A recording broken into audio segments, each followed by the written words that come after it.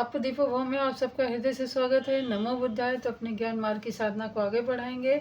और जैसा कि इस समय मैं देख रही हूँ, मैंने पिछली भी कई वीडियो में कहा है, कुछ लोगों की जो वीडियो देख के या फिर बातें सुन के मुझे बहुत दुख होता है कि बुद्ध को भी उन सब चीज़ों के बीच लाके खड़ा कर दिया है कुछ लोगों ने, जिन जिन चीज़ों को बुद्ध जी ने अपने जीवन में बिल्कुल भी नहीं स्वीकारा और अपना पूरा जीवन इसी में लगा दिया कि वो बुराई से जो जनमानस से दूर रहे।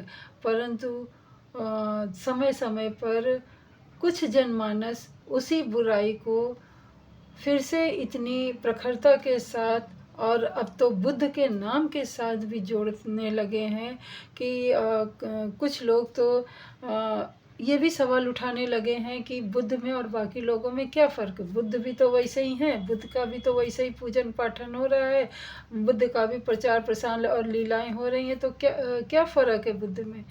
तो उस समय मैं थोड़ा असहज हो जाती हूँ कि क्या कहूँ, क्योंकि उस समय निशब्द हो जाते हैं हम लोग।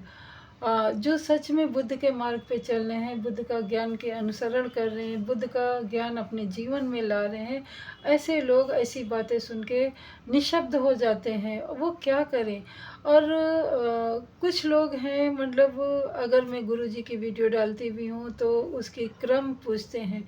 तो मैं यहाँ पे ये पूछना चाह रही हूँ उनसे कि आपको क्रम से क्या फ़ायदा हो जाएगा। अगर आपने क्रम जान भी लिया कि उस वीडियो का या उस सेशन का क्या क्रम है, तो आपको क्या फ़ायदा होगा। आपको अगर कहा जाए कि खाना बहुत अच्छा है और आपको थाली से ही मतलब है कि ये पीतल की थाली है कि सोने की थाली है कि चांदी की थाली है, और ये कब बनी थी थाली, कैसे बनी थी थाली, ये थाली कौन लाया था, ये थाली कितने की मिली थी, ये थाली को किससे धोते हो। आपको उससे मतलब है कि आपके पेट में भूख लगी है, तो वो भोजन से मतलब है। तो ठीक, मुझे कहना तो बहुत कुछ था, परंतु मैंने कुछ नहीं। ऐसे लोगों को क्या कहूँ। अगर इस समय आप होते तो क्या बोलते। सब कुछ जानते हुए भी दिख भी रहा है कि वो अपना भी समय और दूसरों का भी समय व्यर्थ कर रहे हैं, तो क्या कहेंगे। ठीक है, कोई बात नहीं, मन में जिज्ञासाएं होती हैं, लोग सवाल पूछते हैं, अच्छी बात है। कहीं कहीं ये पहलू भी अच्छा है, क्योंकि अगर आप पूछेंगे नहीं तो कैसे पता चलेगा। तो मैं किसी पे क्रोधित नहीं हूँ, ना तो दुखी हूँ, मेरा कोई हक ही नहीं बनता, क्योंकि जैसे मैं अपने आप को आज़ाद महसूस कराती हूँ, ऐसे सभी लोग अपने आप को आज़ाद महसूस कराते हैं।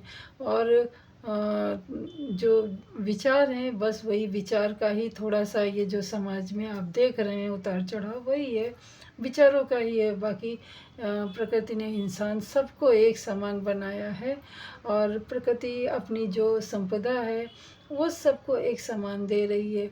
धूप कभी ऊंच नीच या कम ज़्यादा का नहीं देखती है। उसी प्रकार जल भी है, वो ना तो छोटा बड़ा, ना तो गोरा काला, किसी को नहीं, न जीव न जंतु और न इंसान, किसी में फ़र्क नहीं करती है, वो सबकी प्यास बुझाता है।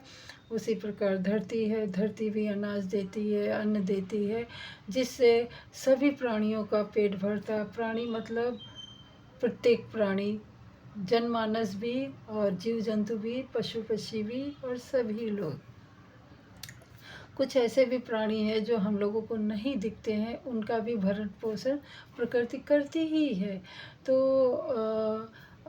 मतलब प्रकृति जो पंच तत्व है वो हम, और पंच तत्व तो से हमारा शरीर भी बना है, तो यही जो हमें बाहर बाहर दिखते हैं वही पंच तत्व हमारे शरीर में है।